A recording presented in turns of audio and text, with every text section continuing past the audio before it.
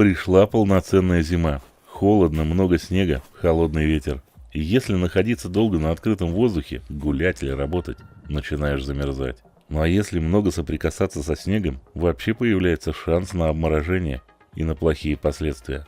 И даже маленькая часть тепла может согреть и даже спасти жизнь. Здравствуйте, друзья! Привет-привет! У меня дома полно различной домашней химии. Чего только нет. И все это можно использовать не только по прямому назначению. Я уже пробовал применять домашнюю химию, перекись водорода и лимонную кислоту для очистки от ржавчины.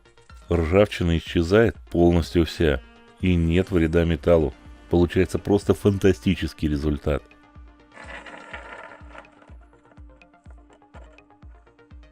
Я также делал сухое горючее при помощи яичной скорлупы и уксуса. Оно превосходно горит, удобно хранится и очень просто делается. Теперь хочу попробовать применить бытовую химию для зимы, против холода. У любого человека есть все ингредиенты.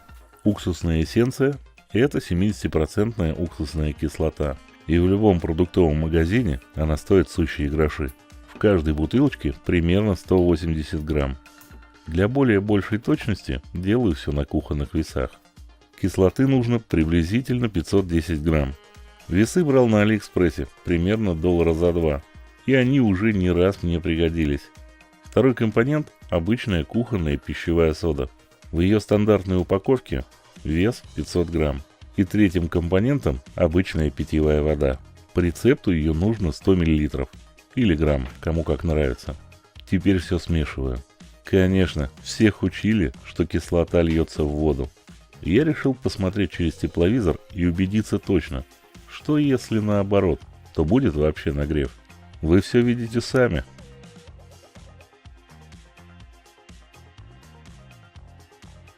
При протекании реакции все пенится и выделяется углекислый газ.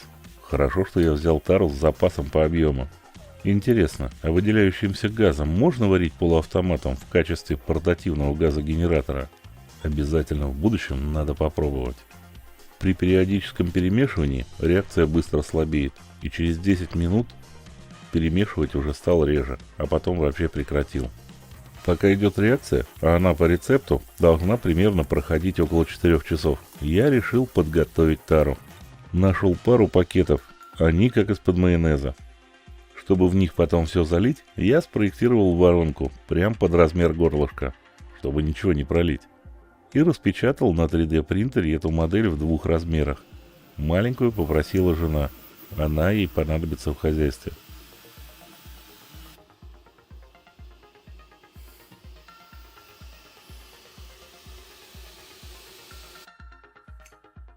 Друзья, я стараюсь учиться и познавать что-то новое. Миллионы людей, возможно и вы, пользуются Netflix, Amazon, Telegram, банковскими сервисами. Многие сервисы, которые мы используем ежедневно, написаны на языке программирования Java. Кодить на Java, хоть и не просто, но очень востребовано. Всегда открыты вакансии в Сбер, Альфа, МТС, Яндекс и во многие другие IT-компании. Но для начала этому ремеслу нужно обучиться. В Kata Academy поступить на курс по Java можно без кредитов и рассрочек, а оплачивать его уже после того, как полностью пройдете обучение и трудоустроитесь по специальности на зарплату выше 100 тысяч рублей в месяц.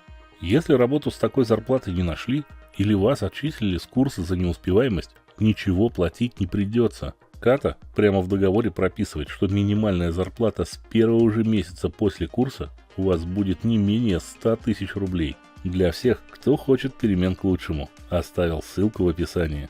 Записывайтесь. Вернемся к проекту. Прошло около 4 часов, может чуть больше. Вот так все стало выглядеть. Масса кристаллизовалась и стала похожа на снег. Просто точь-в-точь, как самодельный снег. В результате получился тригидрат ацетата натрия, или он же натриевая соль уксусной кислоты. Кристаллы ацетата натрия можно употреблять в пищу. Они безвредны, не токсичны и известны под названием пищевой добавки Е262. Используется в пищевой промышленности в качестве консерванта, ароматизатора и регулятора кислотности.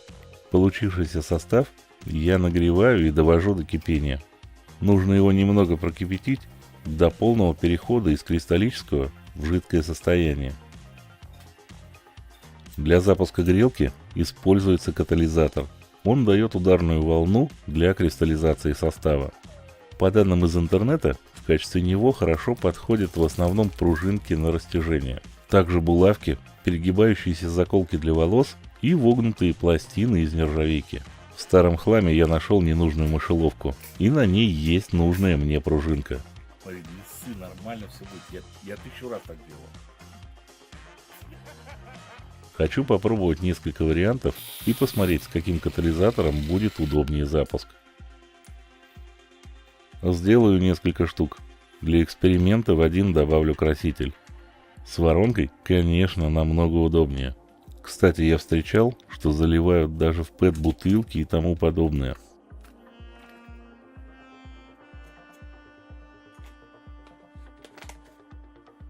Эти грелки перезаряжаемые, как аккумулятор. Только заряжаются они теплом и отдают тоже тепло, причем долго и много.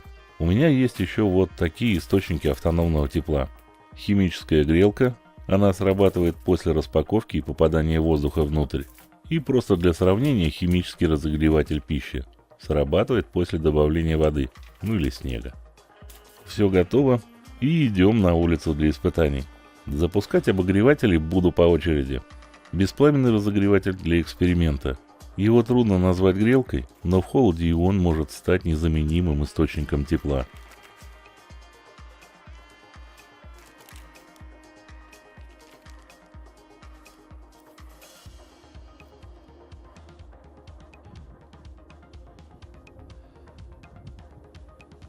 Тепловизор показывает наглядно температуру каждого обогревателя и соотношение температур с окружающей средой. Идея автономных обогревателей не нова, да и вариантов, как согреться, много. Сейчас купить вообще можно что угодно, но можно позаботиться о своих близких и сделать в любом количестве, в любом размере такие грелки. Иметь наготове обогреватель – это значит, что даже в самые лютые морозы у родных будет возможность согреться. Друзья, лучшая благодарность для автора – это всего лишь просто лайк.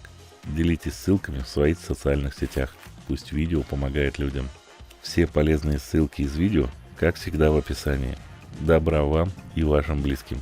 Спасибо, что смотрели это видео. До встречи на канале. Пока-пока.